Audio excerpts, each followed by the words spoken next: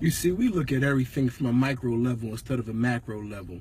So we think gentrification is about money, but gentrification ain't about money.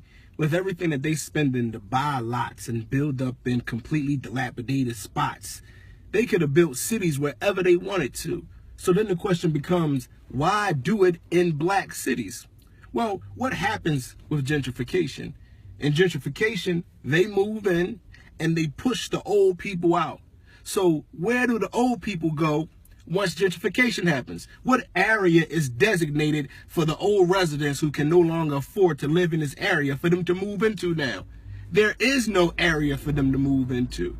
See, we got to understand that the powers that be know that an uprising is on the horizon. So they got to do whatever they can in order to stop that. So gentrification is used to disrupt any unity and harmony that we can have. So instead of us say where I'm from in Philly where gentrification is heavy, instead of the 750,000 black people in the city all in one area, they sprinkle a little bit over here, sprinkle a little bit over there, sprinkle a little bit in this county, and now we're divided. Now we don't have no power. Now we can't even, for those of us who want to vote, we can't even vote anymore with any kind of power because we're sprinkled in different areas and they're the majority every single place that we turn around.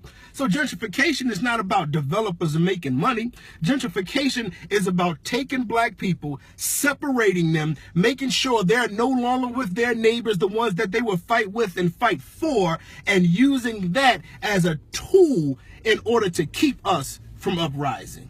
So we have to be strategic about where we move. We can't be afraid of the word segregation because they're using gentrification to segregate us anyway. Now, of course, they're going to have a few tokens that live in the neighborhoods, but the majority of us are going to be forced out. So now we have to designate some areas where we are going to live so we can use that area as a base for us to build places where we own and control and dictate everything that pertains to us. But right now, no matter where we are, we're allowing folks to control where we are, and now we're allowing folks to come in and move us out and push us into other places where we're not going to have control. But if we're already getting pushed out of our neighborhoods, let's designate some places where we'll go and use that segregation as a power source for us to build for black people. And that's how we counter what they're doing with gentrification.